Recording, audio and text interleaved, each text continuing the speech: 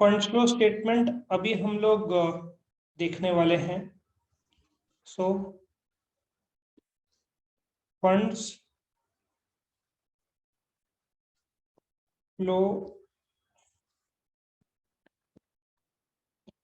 Statement.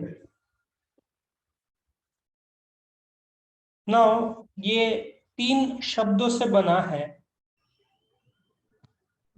Funds मतलब working capital. यहाँ पे in the context of fund flow statement इसको हम क्या बोलेंगे? Working capital. Flow means change और statement means statement of sources, कहाँ से पैसा आया और कहाँ पे गया, उसको एप्लीकेशन ऑफ फंड्स बोलते हैं। So funds flow statement basically funds means working capital, flow means change और statement means sources और applications। अब इसको समझने के लिए हम 2 बैलेंस शीट बनाएंगे। एक बैलेंस शीट बनाऊंगा मैं 21-22 का, ये तुम्हारे सामने फर्स्ट बैलेंस शीट है, ये लायबिलिटी साइड है। इक्विटी शेयर कैपिटल इधर 1 लाख था, ठीक है। फिर प्रेफरेंस शेयर कैपिटल इधर 50,000 था। Let us assume 10% debentures was 25,000. Current liabilities was 20,000. Correct? Now यहाँ पे machinery was 50,000.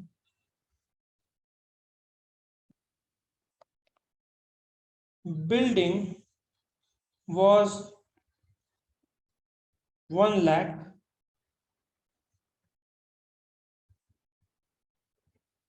Debtors 45,000. Correct? So if you check out, ये टैली कितने में हो रहा है? 1,95,000 में।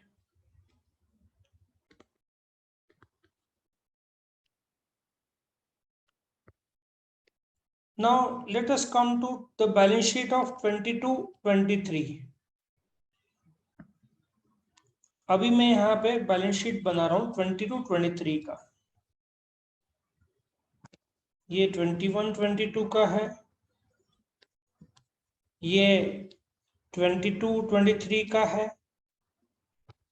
Now this equity share capital is now 1,25,000, ठीक है। Preference share capital is 25,000. 10% debentures is 50,000. Current liabilities is 25,000, ठीक है। Now coming to machinery, it is 25,000.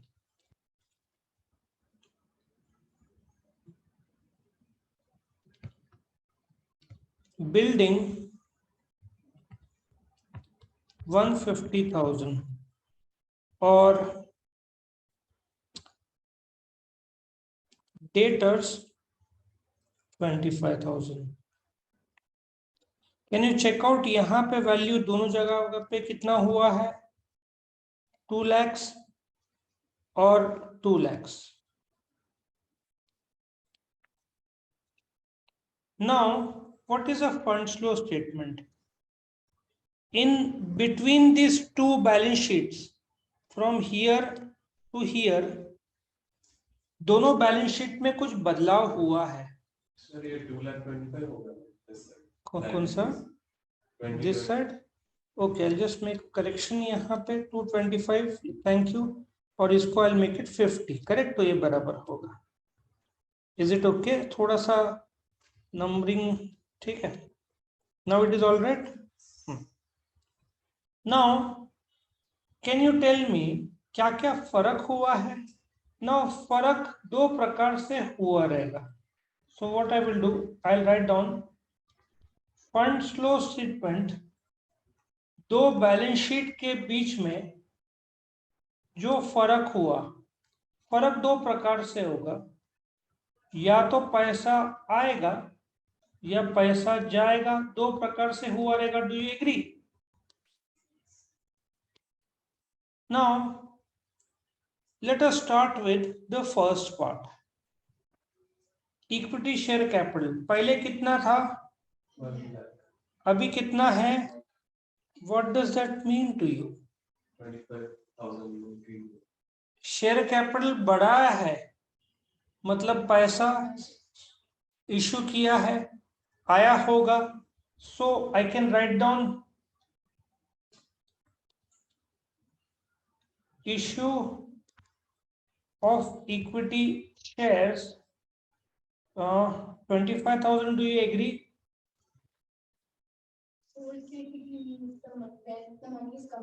Issue किया तो पैसा आएगा ही ना, है ना?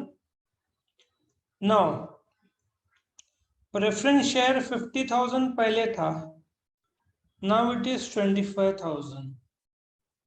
What does that mean to you? 25,000 लौटाया। टेक्निकल भाषा में क्या बोलेंगे लौटाने को? डिविडेंड का संबंध ही नहीं मैडम। रिडेम्पशन ऑफ प्रेफरेंस यहाँ पे लिखना चाहिए मैंने 8%, ठीक है।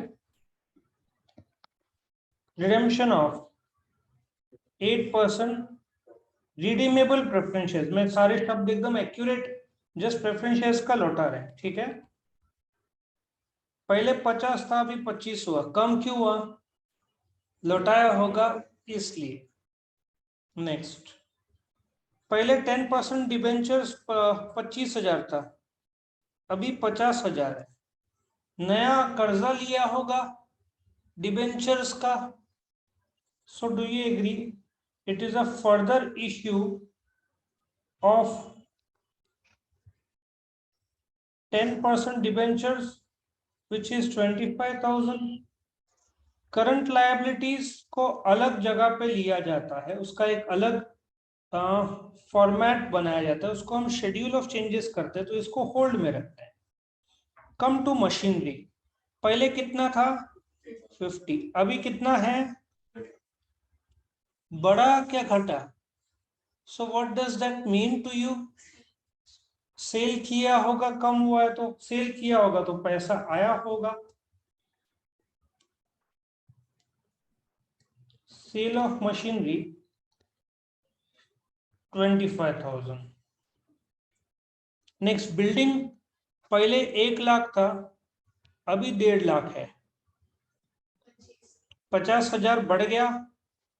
बिल्डिंग बढ़ा मतलब पैसा आया होगा, या बिल्डिंग आया होगा तो पैसा गया होगा। सो परचेज ऑफ बिल्डिंग 50,000। उसके बाद जो एक अलग से, एक्चुअली इसके पहले फॉर्मेट बनाते, बट मैंने फॉर्मेट इसलिए नहीं बनाया था, इट बिकम्स अ सम। मैं सिर्फ तुमको बताना चाहता हूं कि फंड फ्लो स्टेटमेंट क्या होता है। ये जो दो बैलेंस शीट्स है, दैट इज 21-22 और 22-23, उसके बीच में कुछ बदलाव आया है। ये जो बदलाव के दो प्रकार है, एक सोर्स जहां से पैसा आएगा, एक एप्लीकेशन जहां पे पैसा जाएगा। सो हम इंडिविजुअल अकाउंट को एनालाइज करके, ऑफ कोर्स उसमें एडजस्टमेंट भी रहते हैं, यहाँ पे मैंने एज्यूम किया एडजस्टमेंट नहीं है, वो देखते हुए हमने सोर्स और एप्लीकेशन बनाया, और फिर जैसे बैलेंस शीट टैली होता है मैं इधर टैली कर लूं, देन दिस विल टैली। अभी थोड़ा फर्क आएगा, ठीक है, 25, 50, 75, इधर मैंने 75 कर लिया, फर्क नहीं आ रहा है। नॉर्मली एक वर्किंग कैपिटल का फर्क जो अलग से हम स्टेटमेंट बनाते हैं, आया समझ में? तो what is a fund flow statement? Fund flow statement एक ऐसा स्टेटमेंट है विच शोज द डिफरेंस या changes that occurred between the two balance sheet dates. दो बैलेंस शीट के बीच में जो फर्क आया है वो फर्क फंड फ्लो स्टेटमेंट बताता है। ये बनाते क्यों है? क्योंकि तुम जब बैलेंस शीट देखोगे 22, 21, 22 का या 22, 23 का देखो, उसमें इक्विटी शेयर कैपिटल 125 दिया, तुम कंपेयर नहीं कर रहे हो। 1,25,000 देख के तुमको कैसे पता चलेगा कि पिछले साल 1 लाख था तो इस साल 1,25 हुआ तो 25,000 का इश्यू किया है? वो पता नहीं चलेगा। सो इसलिए जो पिछला बैलेंस शीट था और इस बैलेंस शीट में जो फर्क है वो देखा जाता है, क्योंकि सिर्फ बैलेंस शीट नहीं बता पाएगा कहां से पैसा आया और कहां से गया। तो इसके लिए मुझे दो बैलेंस शीट लगेगा, देन मैं चेंज देखूंगा। एक्चुअली तुम्हारा जो बदलाव हुआ है कंपनी में, वो कुछ तो संपत्ति खरीदा होगा, कुछ नया लायबिलिटी लिया होगा, कुछ नया लायबिलिटी या पुराना लायबिलिटी लौटाया होगा, कुछ संपत्ति बेचा होगा। सो कंपनी ने फंड्स का क्या किया, ये फंड्स फ्लो स्टेटमेंट बताता है कि फंड्स का यूज कैसा हो रहा है। ठीक है, तो जब हम ये सम सॉल्व करते हैं फंड्स फ्लो स्टेटमेंट, जो फंड्स फ्लो स्टेटमेंट सॉल्व करेंगे हम, ठीक है, इसको मैं एक्चुअली ये फंड्स फ्लो स्टेटमेंट को statement of sources and application of funds भी बोल सकते हैं। ठीक है, नॉर्मली इसको 3 भाग में सॉल्व किया जाता है। कोई भी बेसिक लेवल पे फंड्स फ्लो स्टेटमेंट जब तुम सॉल्व करोगे, फर्स्ट पार्ट उसको तुम शेड्यूल या स्टेटमेंट बोलो, schedule of changes in working capital. ये पहला तुमको स्टेटमेंट बनाना पड़ेगा। यदि 15 मार्क का सम रहेगा तो 5 मार्क इसको रहेगा। ठीक है, दूसरा ऑफ कोर्स तुम्हारा फंड्स फ्लो स्टेटमेंट होगा।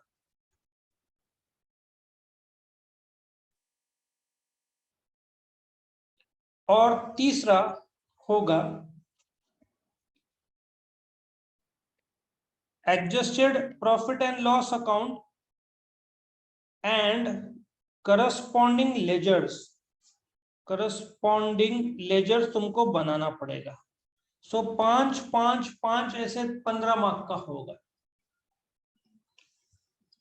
Schedule of changes in working capital जो हम बनाएंगे, ठीक है, जो शेड्यूल हम बनाते हैं, ये रहा तुम्हारा schedule of changes in working capital.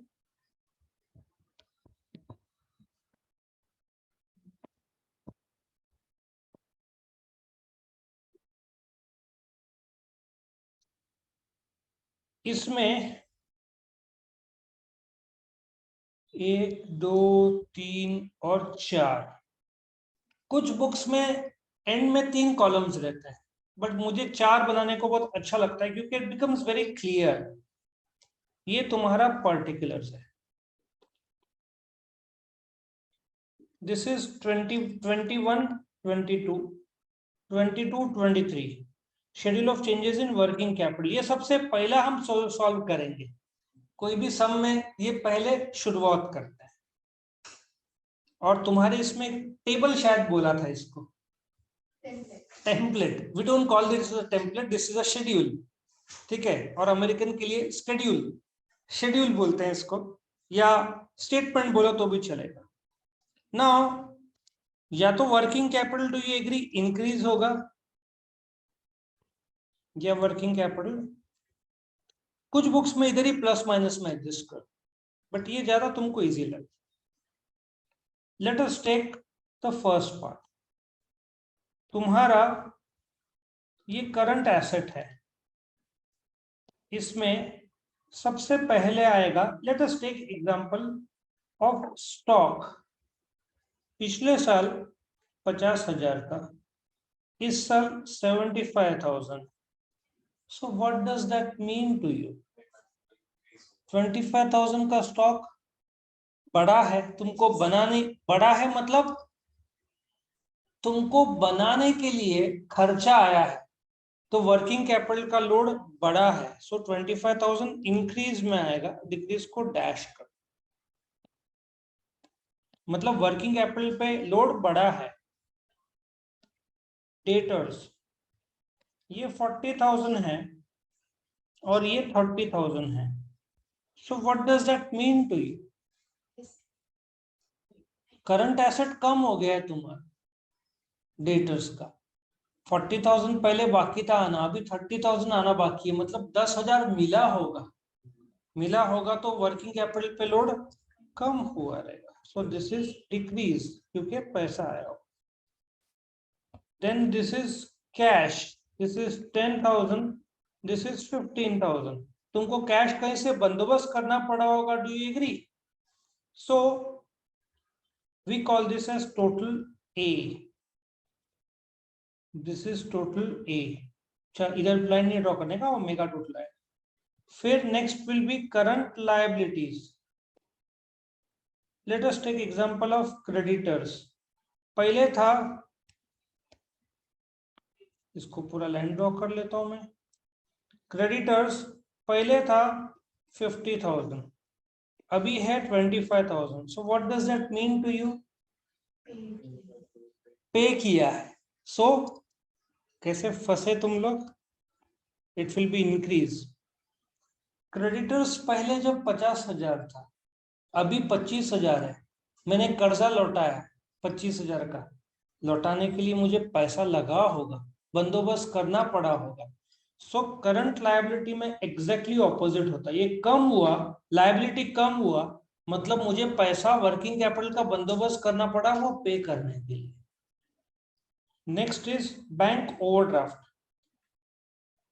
Bank overdraft पहले 10,000 था, अभी 15,000 हुआ। मुझे पैसा मिला, 5,000 का मैंने कर्जा बढ़ाया ना शॉर्ट टर्म, तो फिलहाल मेरा वर्किंग कैपिटल का लोड कम हुआ क्योंकि मेरे पास पैसा आया। Then we call this as total B. This will be 60,000, this will be 40,000। इसको भी टोटल कर दूं मैं, 1 lakh, 1 lakh. This is 75, 90, 120। Then we will say net working capital 1 lakh minus 60 कितना होगा? 40,000। So it will be A minus B। 1 lakh minus 60, 40,000। 120 minus 40, 80,000। ठीक है। नाउ टेल मी, पिछले साल 40,000 का वर्किंग कैपिटल लगा था, अभी 80। डू यू एग्री इंक्रीज हुआ है? मेरे पास जगह नहीं है, मैं छोटा लिख रहा हूँ। इंक्रीज इन वर्किंग कैपिटल, इधर मैं 40 लिखूंगा और इसको टैली करने के लिए ऑपोजिट साइड डालूंगा 40,000। ठीक है। और ये जो है 60 नेट, ओके, ये इधर ऐसे क्लोज होगा। ठीक है। और फिर मेगा टोटल 40 प्लस 40, ये 80 में यहाँ पे टैली हुआ। दिस इज, ये 80 एज इट इज रहेगा। ये 25, 50, 55 हुआ, 55, और ये 45, 55,000। सो ये पहला पार्ट होगा सॉल्यूशन का। ये हम प्रैक्टिस करेंगे धीरे धीरे, इसका भी नंबर आएगा। तो कंसेप्ट बता रहा हूं। अच्छा, इसके बाद बनेगा जो फंड फ्लो स्टेटमेंट, जो हमने ऑलरेडी इधर बनाया हुआ है, ये रहा। ये पार्ट नंबर 2 होगा, फंड फ्लो स्टेटमेंट। उसके बाद नंबर जो 3 जो आएगा, it will be adjusted profit and loss account. So तुम बनाओगे adjusted profit and loss account.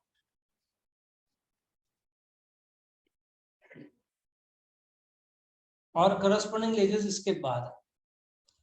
Now एक प्रॉफिट एंड लॉस अकाउंट में तुमको बनाता हूं, इसको एडजस्टेड क्यों बोलते हैं? ये तुम्हारा इधर बाय जीपी आएगा, करेक्ट? इधर to salaries, to electricity, to depreciation, to goodwill written off, ठीक है? ये एक एक नंबर्स आए हैं और फिर तुम्हारा नेट प्रॉफिट आया। सो इधर में फिलहाल to net profit carry down मतलब ब्रॉट डाउन होगा ना। फिलहाल मैं नेट प्रॉफिट लिख रहा हूँ से 1000, कीप इट सिंपल, 1000। नाउ जो सोर्स ऑफ फंड्स है कंपनी का, जब हम शेयर्स इश्यू करते हैं या डिबेंचर्स इश्यू करते हैं तो सोर्स ऑफ फंड्स इंटरनल है कि एक्सटर्नल है? बाहर से आ रहा है पैसा, तो that is called external source of funds. But एक तरीका है जहां पे कंपनी इंटरनली भी फंड्स रेज करता है। तो जो प्रॉफिट एंड लॉस अकाउंट में, डू यू एग्री, जब सैलरी है तो कंपनी ने पैसा पे किया होगा, सैलरी है तो पेमेंट किया। इलेक्ट्रिसिटी है तो इसका पेमेंट किया होगा। डेप्रिसिएशन हमने 4th सेम में बिजनेस टैक्सेशन में देखा था कि depreciation is allowed as a deduction under section 32 income tax act 1961। But जब हम डेप्रिसिएशन प्रोवाइड करते हैं, does cash go out? No, so it's a non cash debit. So therefore इधर मैं नॉन कैश डेबिट लिखूंगा, मीनिंग कि वो debit जिसमें कैश गया नहीं है बट खर्चा दिखाने को मुझे अलाउड है। आया समझ में? और तो गुडविल रिटर्न ऑफ सपोजिटली 1000 है, इसमें भी कैश गया नहीं है, so you will say goodwill written of 1000। इसका मतलब कंपनी ने 1500 इंटरनल सोर्स ऑफ फंड्स, इसको हम फंड्स फ्रॉम ऑपरेशंस बोलेंगे, कि इंटरनल सोर्स ऑफ फंड्स है जो कंपनी ने जनरेट किया है, ठीक है? ये एक उसके कैलकुलेशन है, मैं बताऊंगा। अभी तो जस्ट तुमको बता रहा हूं कि ये कुछ लोग, मैंने वर्टिकल फॉर्मेट में बनाया, टी शेप हॉरिजॉन्टल फॉर्मेट में बनाया, वर्टिकल फॉर्मेट में भी बनता है, बट मैं लेजर में प्रेफर करता हूँ क्योंकि तुमको एडजस्टेड प्लेन लेजर देखने की आदत है, ठीक है? अभी हर चीज के रीजनिंग है, मैं शॉर्ट बता रहा हूँ, नहीं तो 10 घंटे का लेक्चर, हर चीज में जस्ट फॉर्मेट बता रहा हूँ और पोजिशनिंग बता रहा हूँ, ठीक है? उसके बाद बनेगा करस्पॉन्डिंग लेजर्स, ठीक है? सो इसके बाद हम बनाएंगे करस्पॉन्डिंग लेजर्स। अभी फॉर एग्जांपल तुम्हारा, मैं तुमको एक बैलेंस शीट यहाँ पे देता हूँ, बैलेंस शीट, इसको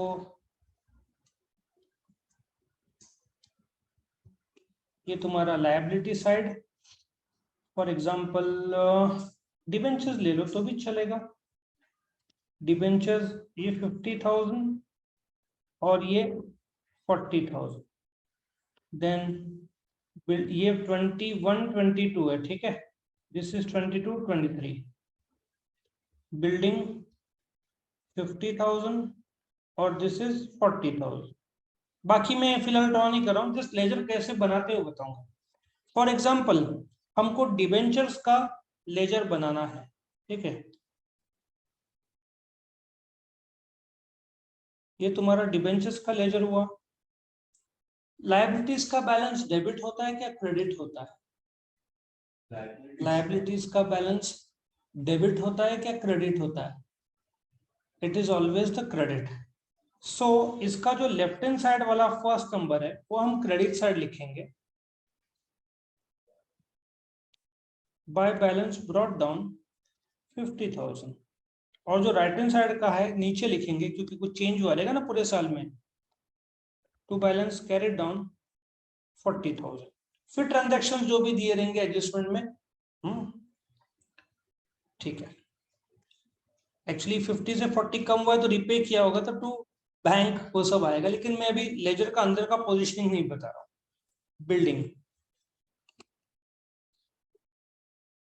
बिल्डिंग एसेट है क्या लायबिलिटी है? All assets always have a debit balance. तो जो लेफ्ट हैंड साइड का है यहाँ पे to balance brought down 50,000 as it is लिखेंगे, और जो 40,000 है नीचे बाय बैलेंस कैरिड डाउन 40,000, और फिर एडजस्टमेंट होगा bye depreciation, by bank and so on. तो इस प्रकार से जब तुम फंड फ्लो स्टेटमेंट बनाओगे तो तुम्हारा स्टेप नंबर 1 क्या होगा? Schedule of changes in working capital. Step number 2 होगा तुम्हारा फंड फ्लो स्टेटमेंट। नंबर 3 होगा ये adjusted profit and loss account. Number 4 होगा लेजर्स। तुम्हारे मन में एक सवाल आ रहा होगा, क्या सारे लेजर्स ओपन करने हैं? The answer is no. जहां पे एडजस्टमेंट है वही तुमको लेजर्स ओपन करने, बाकी you need not open. Once ये थियरी खत्म हो जाता है उसके बाद अभी नेक्स्ट वीडियो में हम सम्स शुरू करें। तो I hope you understand fund flow statement क्या होता है।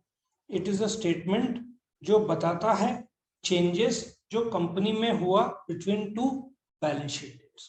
वो चेंजेस के दो भाग है, एक पैसा जहां से आया which is called as source, और दूसरा पैसा कहां पे गया we call it as application. तो यहाँ पे हमारा फंड फ्लो स्टेटमेंट का थ्योरी खत्म होता है। कोई क्वेश्चन है? ओके।